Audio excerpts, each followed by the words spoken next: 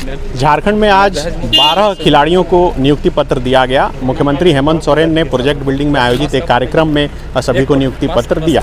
जैसा कि आप सभी जानते हैं 2021 को झारखंड सरकार ने नियुक्ति वर्ष घोषित किया है। अब आने वाले दिनों में क्या कुछ नियुक्ति निकलने वाली है, इसका आसरा झारखंड के हजारों लाखों छात्र लगाए हुए हैं। इस वक्त हमारे साथ इन तमाम मसलों पर बात करने के लिए बड़कागांव से कांग्रेस की विधायक अंबा प्रसाद हैं, जो नियुक्ति के मसले को लेकर पिछले दिनों अपने विधायक दल के नेता और कांग्रेस के जो प्रदेश अध्यक्ष हैं, मंत्री हैं रामेश्वर उरांव, दोनों से मुलाकात की थी और बात को भी उठाया था। हमने तभी बात भी की थी और अभी अंबा प्रसाद जो है मुख्यमंत्री से मिलने और यहाँ पर पदाधिकारियों से मिलने के लिए पहुँची हैं। मैडम, आज किन बात को लेकर आई थी? देखिए, सबसे गंभीर समस्या तो नियुक्ति संबंधी ही है।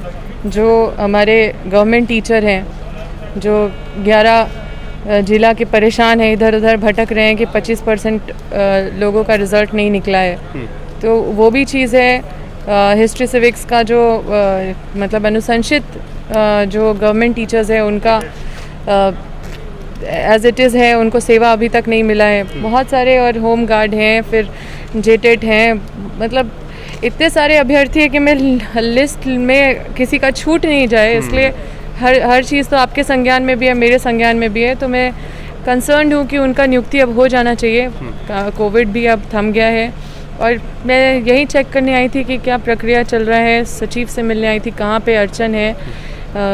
जो एजुकेशन सेक्रेटरी है उनसे मिलने के लिए आई थी। तो अच्छा, पिछली जब कैबिनेट हो रही थी मंगलवार को, उस दिन भी आप आई थी, तमाम मंत्रियों से मिली थी, आज फिर आने वाली हैं, तो क्या नेक्स्ट कैबिनेट में युवाओं के लिए कुछ सुखद है?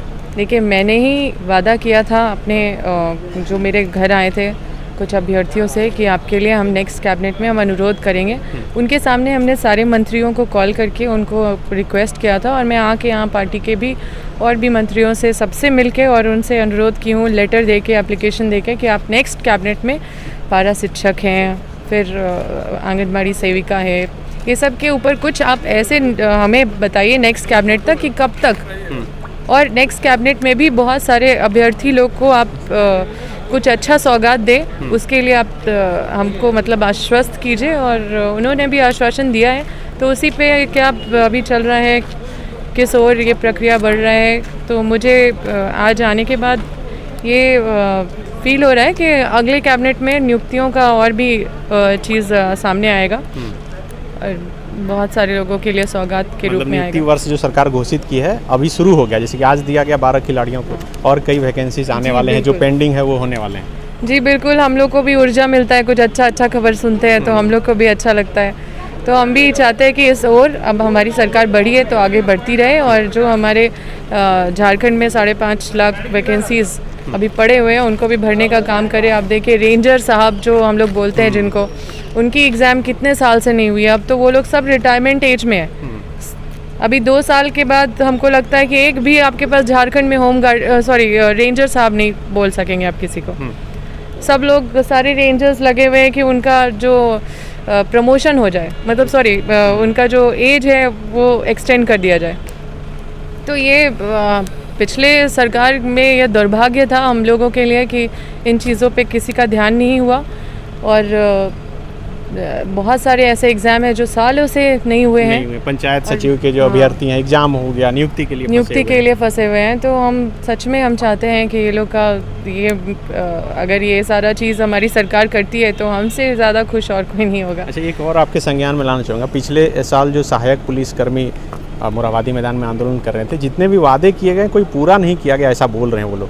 फिर से शायद 5 अगस्त से वो आंदोलन शुरू करने वाले हैं। देखिए, लिस्ट तो बहुत लंबी है। जो पुरानी सरकार है वो इतना उलझा के रख दी है सब चीज़ों को कि अभी सुलझाने में थोड़ा टाइम लग रहा है हमारी सरकार को, क्योंकि पुराना लंबा वायरस है नियमावली। हम तो देख रहे हैं कि ओबीसी के नाम पे बाहरी और जनरल को दे दिया गया है पूरा।